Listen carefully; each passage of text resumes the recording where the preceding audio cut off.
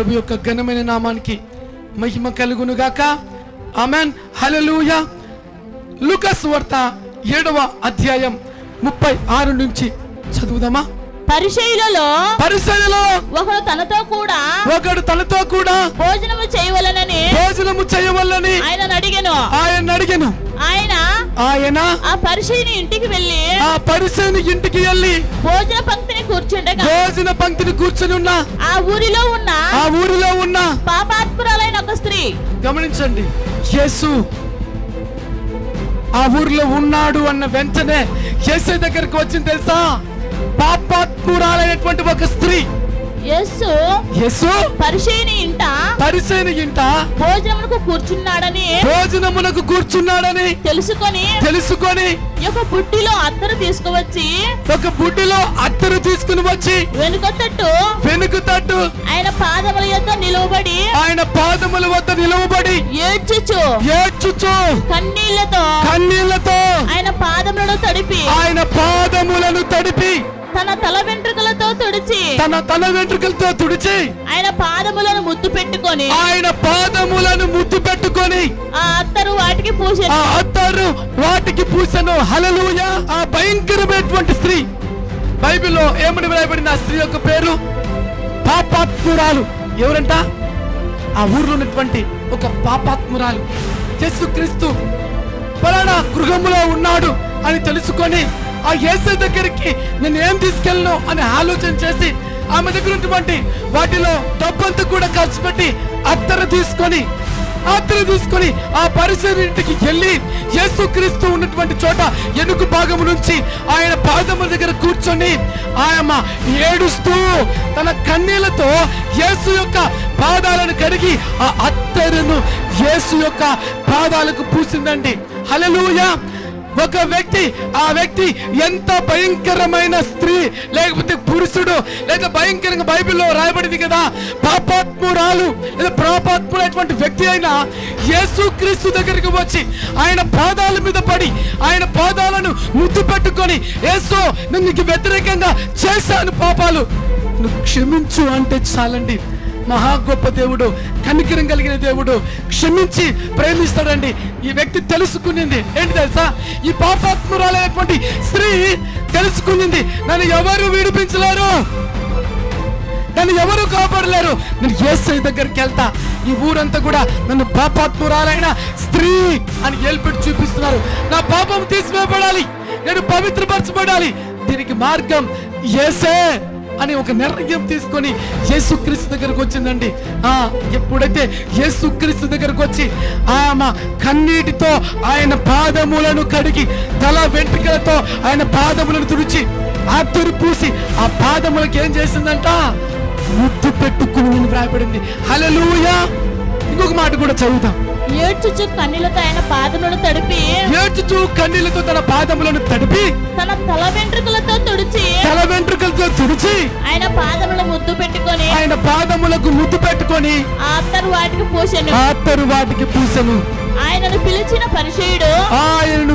పరిసయ్యుడు అది చూచి ఈయన ప్రవక్త అయిన ఎడల తను ముట్టుకున్న ఈ స్త్రీ ఎవరిదో ఎటువంటిదో ఎరిగి ఉండును. ఇది పాపాత్మురాలు అని తనలో తాను అనుకొనెను. అందుకు యేసు సీమోను, చూడండి అంటున్నాడు, సీమోను నీకు ఒక మాట చెప్పబోతున్నా, నేను ఎవరో చెప్పబోతున్నా అని దేవుడు చెప్తున్నాడు. నా చదువమ్మా. అతనితో అనగా అతడు బోధకుడా చెప్పుమనెను.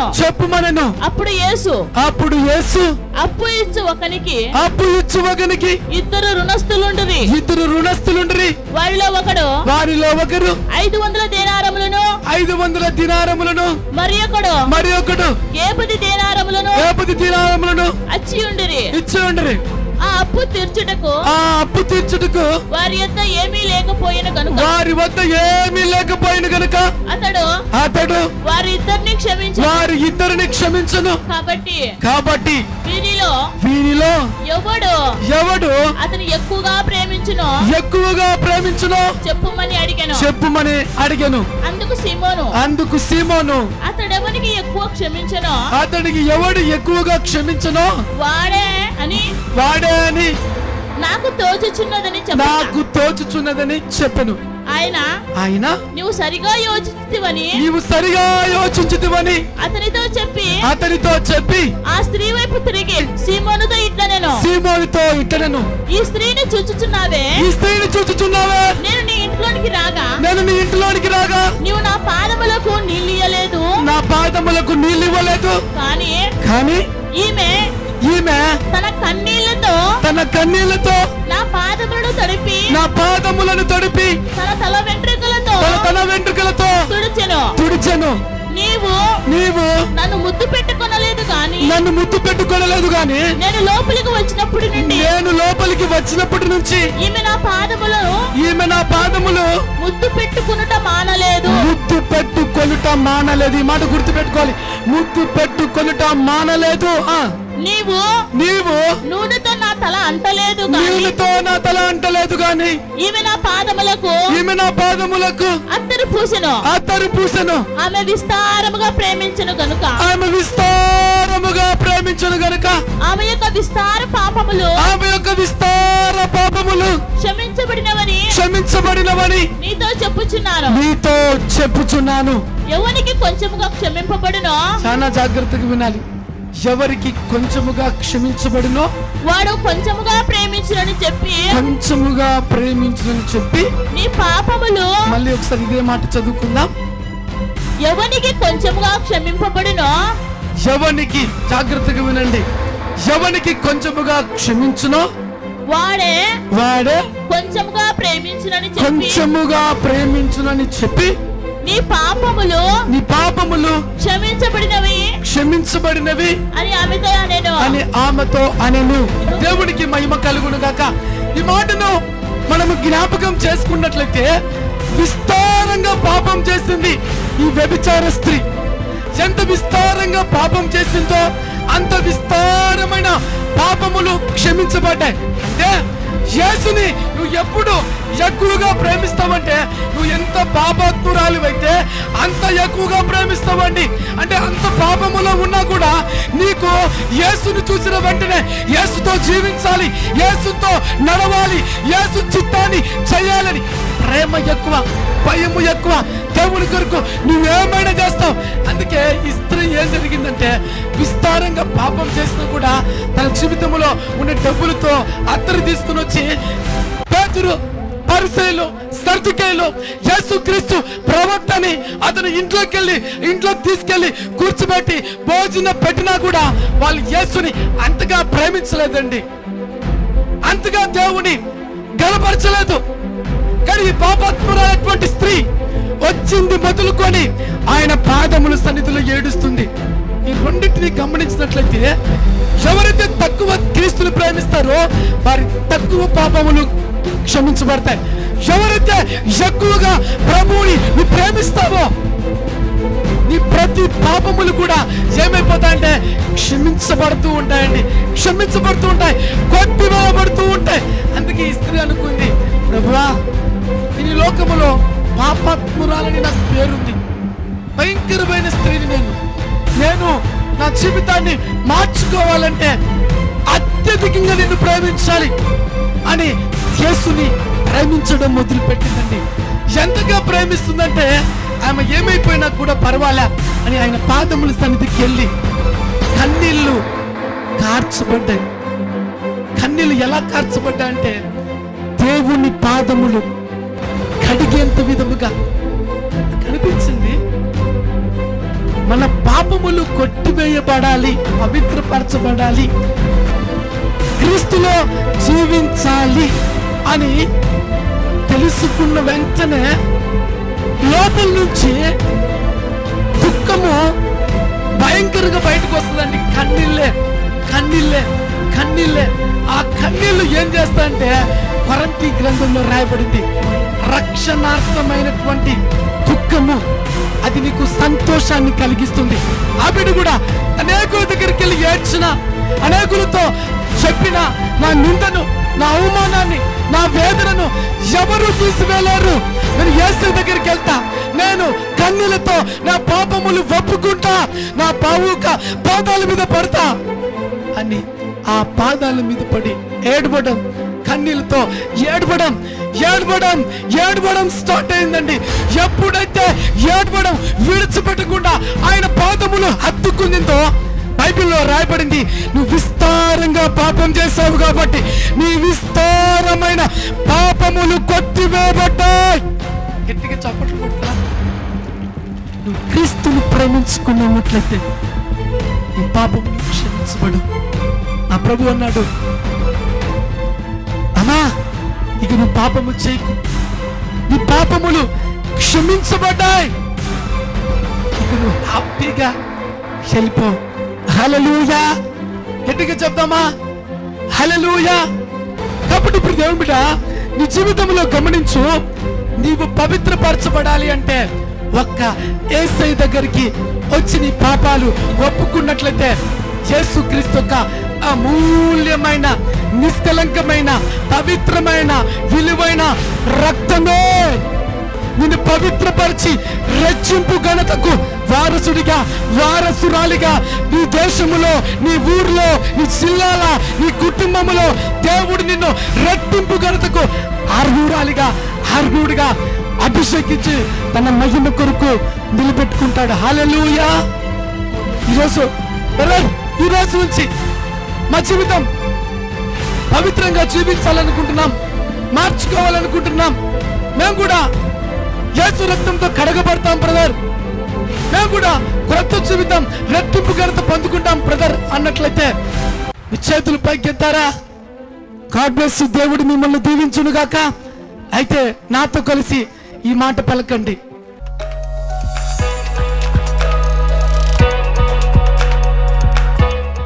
యేసయ్యా నేను పాపిని, నీకు వ్యతిరేకంగా ఎన్నో పాపాలు చేశాను ప్రభా.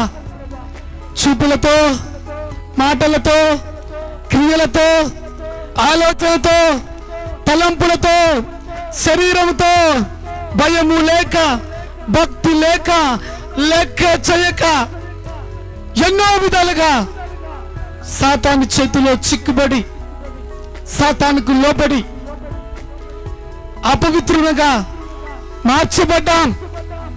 మమ్మల్ని పవిత్రంగా మార్చుడికి లోకంలో ఎవరు లేరు. నీవే పాపినైన నన్ను మార్చుటకు భూమి మీదకి దిగి వచ్చావని విశ్వసిస్తున్నా. నీ రక్తము, నీ అమూల్యమైన రక్తము, నా కొరకే చిందించేటువంటి రక్తము నా జీవితాన్ని మార్చి నన్ను పవిత్రపరుస్తాదని విశ్వసిస్తున్నా. యేసయ్యా నా పాపాలన్నీ కూడా క్షమించి నీ రక్తముతో కడిగి పవిత్రపరిచి పరిశుద్ధపరిచి నీ సాక్షిగా జీవించే జీవితము దయచేయమని యేసు నామములో అడిగి దీవెన పొంది ఉన్నాము తండ్రి.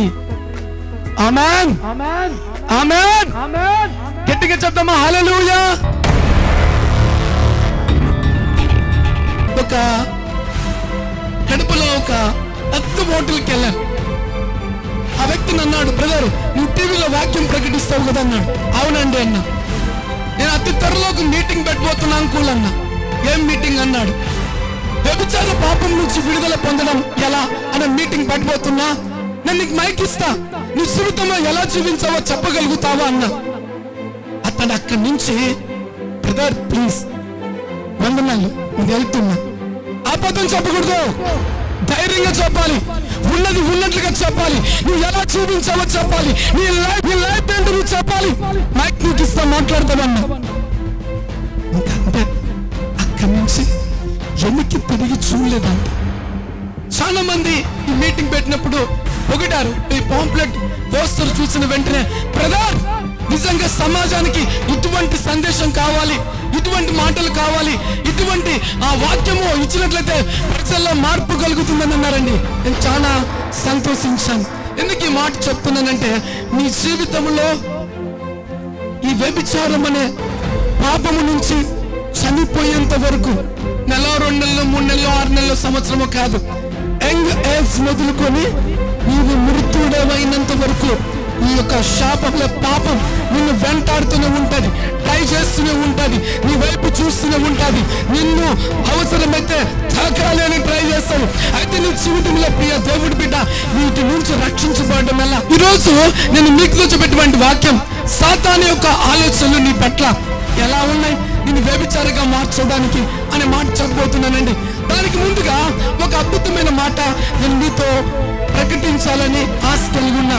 లేవికాండం 19వ అధ్యాయం 29వ వాక్యాన్ని కూడా చదువుకుందాం. మీ దేశము వ్యభిచరింపకయు. హల్లెలూయా చెప్తామా? నా భారం, నాకు ఇచ్చిన కోరిక, మీ దేశము వ్యభిచరింపకయు, దుష్కామ ప్రవర్తనతో నిండకయు ఉండినట్లు. దుష్కామ ప్రవర్తనతో నిండకయు ఉండినట్లు. ఈ 2 వచనాలండి. దేవుని మాటలు లెక్క చేయకుండా జీవిస్తే హల్లెలూయా గట్టిగా చెప్పండి, గట్టిగా. ఆ పాపాన్ని తుడుచుకోవడానికి షాంపూలు లేవు. ఏం లేవు?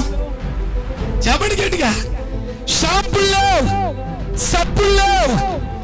సో శరీరముతో పాపం చేశాం, శరీరాన్ని పవిత్రపరచుకోవాలంటే డాక్టర్ దగ్గరికి వెళ్ళి నన్ను పవిత్రపరచడానికి ఏమన్నా ఉందంటే డాక్టర్ల చేత కానే కాదు. దేవునికి మహిమ కలుగును గాక. మొదటిగా ఈరోజు అనేక మంది దేవునికి వ్యతిరేకంగా జీవిస్తూ పాపంలో పడి దేవుడిని నిందిస్తూ ఉంటారు. ఏమని నిందిస్తూ ఉంటారు చెప్తున్నా, చాలా జాగ్రత్తగా వినండి. కుటి కోసం పాపం చేసే వాళ్ళు ఉంటారు, బిడల కోసం పాపం చేసే వాళ్ళు ఉంటారు. ఎంజాయ్ జీవితం జీవించాలని సుఖ సంతోషాలకు అలవాటు పడి శరీరాన్ని నాశనం చేసుకునేటువంటి వాళ్ళు ఉంటారు. ఈ లోకంలో రకరకాలుగా పాపము చేసేటువంటి వాళ్ళందరూ కూడా ఉంటారండి. అయితే కొంతమంది చెప్పేటువంటి మాట ఏంటంటే దేవుడు నన్ను పాపాత్ముడిగా లేదా పాపాత్మురాలిగా పుట్టించారని చెప్తూ ఉంటారు. కరెక్టా కాదా? నేనైతే దానికి ఎప్పుడు అంగీకరించాను, దేవుడు కూడా అంగీకరించడండి. దేవుడికి స్తోత్రము కలుగును గాక. దేవుడు నిన్ను నన్ను ఎలా చేశాడు, ఈ ప్రపంచంలో మనిషిని ఎలా చేశాడో నేను మీతో పంచుకోబోతున్నానండి. సో ఇంకొక మాట, ఛాలెంజింగ్ తో కూడేటువంటి మాట. ఈ ప్రపంచంలో ఎవరైనా కూడా మనిషిని తయారు చేయగలరా? ఒక ప్రశ్న. నువ్వొక మనిషివైతే, నువ్వొక బిడ్డవైతే నీ జీవితంలో నీకే ఒక ప్రశ్న, నిన్ను ఎవరైనా తయారు చేశారా? సో నీ తయారు చేసేటువంటి వాళ్ళు ఉన్నారా? చెప్పగలరా? చాలా ఆశ్చర్యాన్ని కలిగిస్తుంది కదా. హల్లెలూయా చెప్తారా? చాలా ఆశ్చర్యాన్ని కలిగిస్తుంది. సో మనిషిని చేయడం ఎవరి తరం అవుతుంది? ఎవరు చేయగలరు మనిషిని? ఆ మనిషిని చేయాలంటే ఆ వ్యక్తి యొక్క పవర్ ఏంటో నేను మీతో పంచుకోబోతున్నానండి. ఏంటి ఆ మాట? ద్వితీయోపదేశకాండం 32వ అధ్యాయము 4వ వాక్యాన్ని నేను మీతో పంచుకోబోతున్నానండి.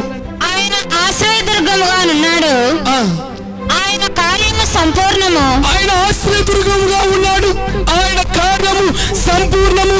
ఆయన చర్యలన్నీ న్యాయములు, ఆయన చర్యలన్నీ న్యాయములు. ఆయన నిర్దోషి, నమ్మదగిన దేవుడు. ఆయన నీతిపరుడు, యథార్థవంతుడు. గట్టిగా చప్పట్లు కొట్టండి. మనిషిని తయారు చేసేటువంటి దేవుడు ఎటువంటి వాడంటే దేవులారా, అన్యాయముగా నిన్ను పాపంలో దించడానికి, పాపంలో ఉంచడానికి, పాప వ్యక్తిగా జీవించడానికి నిన్ను పాపి తయారు చేయలే. సర్వశక్తివంతుడైన దేవుడు తయారు చేశాడండి.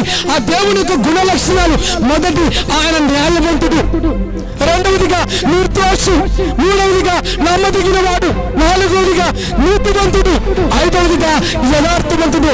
అంటే ఈ లక్షణాలు కలిగినటువంటి దేవుడు నిన్ను ఎంతో ప్రేమించి ఈ భూమి మీద నిన్ను జీవింప చేయాలని నిన్ను కలుగజేశాడండి.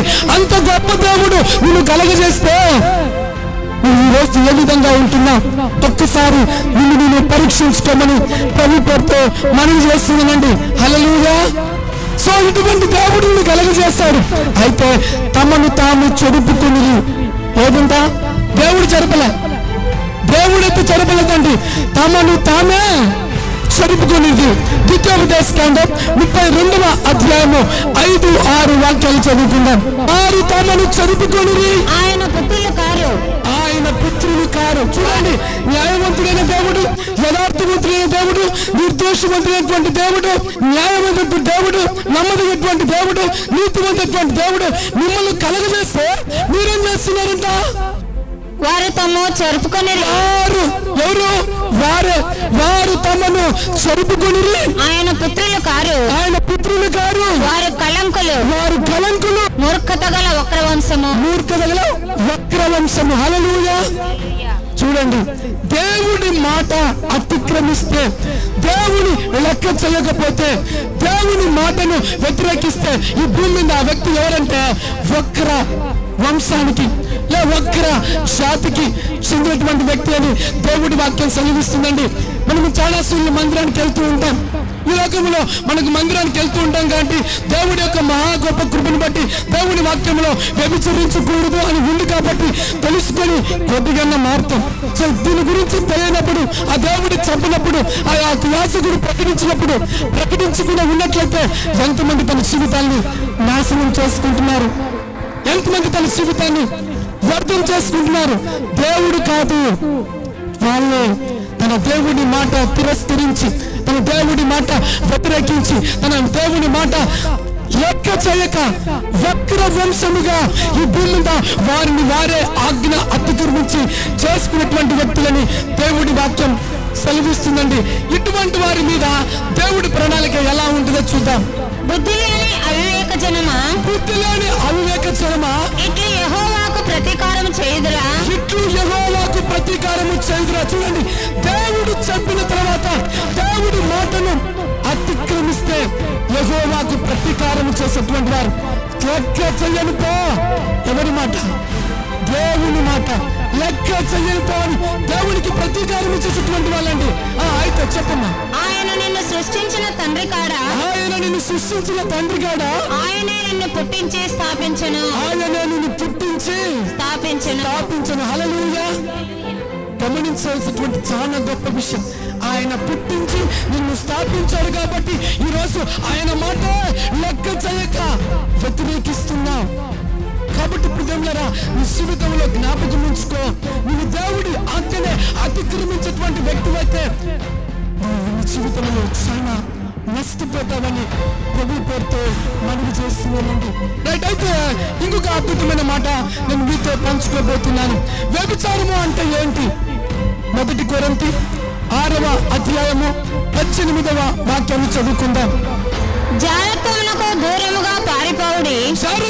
దూరముగా పారిపోవుడి. మనుష్యుడు చేయు ప్రతి పాపమునకు దేహమునకు వెలుపల ఉన్నది కానీ జారత్వము చేయువాడు తన సొంత శరీరమునకు హానికరముగా పాపం చేయుచున్నాడు. తన సొంత శరీరమునకు. మన చేతులు ఇట్లా పెట్టి ఇట్లనండి, ఇట్టుగానండి, గుర్తుండాలి జీవితకాలం అంతా.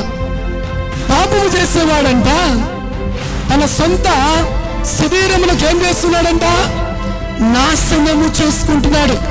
వీడు తెలియకనే ఆ పాపము ద్వారా తన సొంత శరీరమునకు, పలకండి ఒకసారి, అద్దె శరీరం కాదు, సొంత శరీరం. మీరు అద్దె శరీరం అన్నట్టుంది. ఎట్టికి చెప్పండి, సొంత శరీరం, దేవుడిచ్చిన శరీరాన్ని నాశనం చేసుకోవడం అంట. రెండో మాటగా నేను మీతో పంచుకోబోతున్నాను ప్రియమైనరా. 1 కొరింథీ 7వ అధ్యాయం 2-3 వచనాలు కూడా చదువుకుందాం.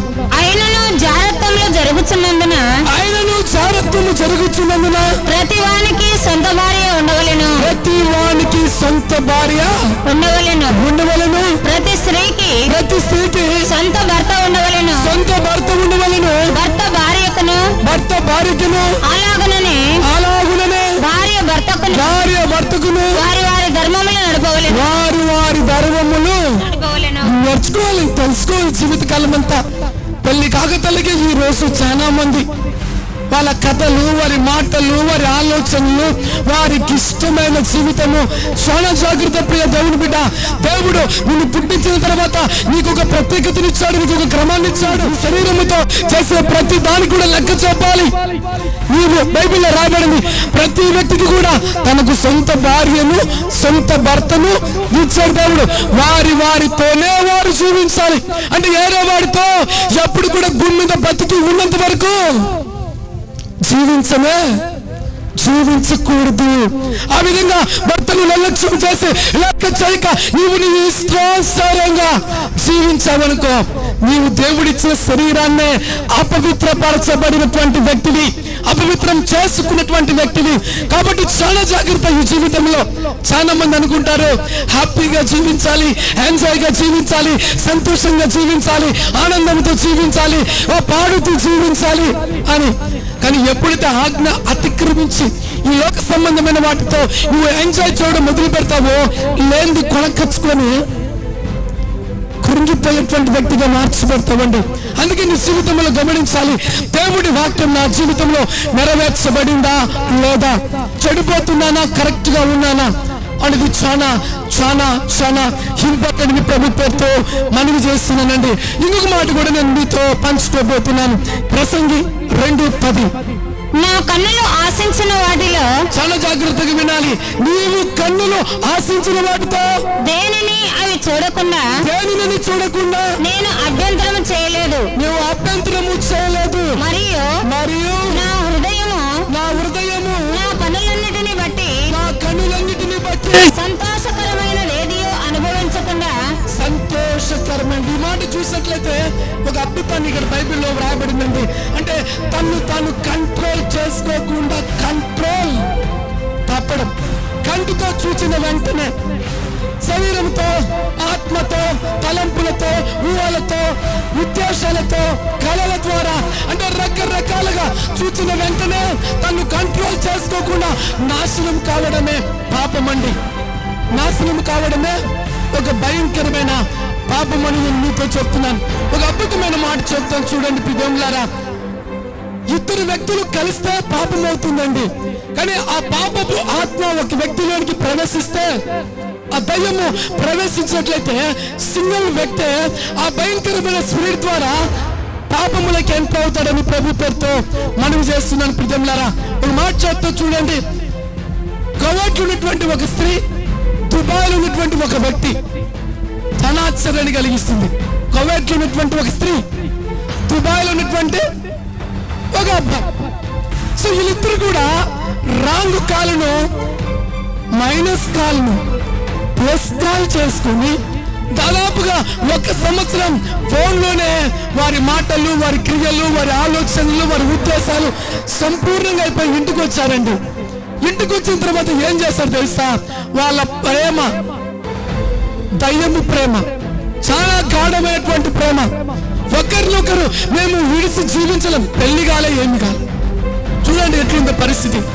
ఆ బ్రదర్ గారు ఒక బాటల్ మందు తాగారు. ఏంటి?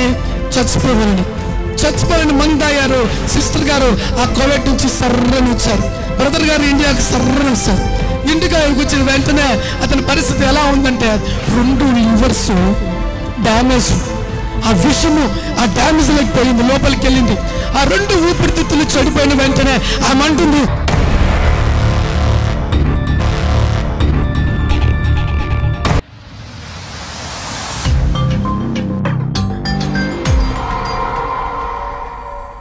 పేరు ప్రేమమ్మ, ఈయన పేరు ప్రేమయ్య. వీరు కలిగేటువంటి మొదటి బిడ్డ. ఎల్లటూరు వీళ్ళది. సో నేను ఎల్లటూరులో క్రైస్తవ కాలనీకి ఎలా వెళ్తూ ఉన్నప్పుడు ఈ పాప నాకు చూపించింది. ఈ పాప నాకు చూపించి, అన్న నువ్వు దైవ సేవకుడి కదా, ఈ పాప దయ్యముతో బాధపడుతుంది, ఎన్నో మంత్రాల దగ్గరికి వెళ్ళి మంత్రాలు చేయించాం, విగ్రహాల దగ్గర తిరిగాం, స్థాయిత్తులు వేసాం, ఎక్కడికెక్కడికో తిరిగాం, కానీ మా వల్ల కాలేదన్నా అని నా దగ్గరికి చూపించిందండి. నేను చూపించిన వెంటనే ఆ పాపను చూసినప్పుడు ఎలా ఉందంటే అస్థి పంజరం, శరీరంలో ఏ మాంసము లేదు, తగులితే కింద పడిపోయే స్థితిలో ఉంది. నా కళ్ళతో చూసి ఆశ్చర్యం అనిపించింది. సో నేను నా చెయ్యి ఆమె మీద పెట్టి ప్రార్థన చేసి ఆ దయ్యాన్ని గద్దించి, అమ్మ నువ్వు వచ్చి దేవుడి మందిరానికి వచ్చేయండి, దేవునికి లోపడండి, ఇక ఆ దయ్యము ఆ అమ్మాయిని ఏమీ చేయదు అని చెప్పానండి. ఎప్పుడైతే ఆ మాట చెప్పానో ఇమ్మీడియట్ గా ప్రేమమ్మ గారు లోపడ్డారు. లోపడిన వెంటనే ఆ దయ్యం విడిచిపోయింది. మరి ఎక్కడికి వెళ్ళలేదు, ఏ విగ్రహాల దగ్గరికి వెళ్ళలేదు, ఏ తాయితూ వేయించుకోలేదు. ఆ భయంకరమైన స్థితిలోంచి ఏ మెడిసిన్ కూడా వాడలేదండి. సంపూర్ణమైన స్వస్థత పొందుకొని ఈరోజు పరిచర్యలో కొయ్యరు వారిగా వాడబడుతుంది. ప్రభు నామానికే మహిమ కలుగును గాక. ఆమెన్. నిజమా కాదా వీళ్ళతో పలికిస్తాం. గట్టిగా చప్పట్లు కొట్టి దేవుని కనపడతామా?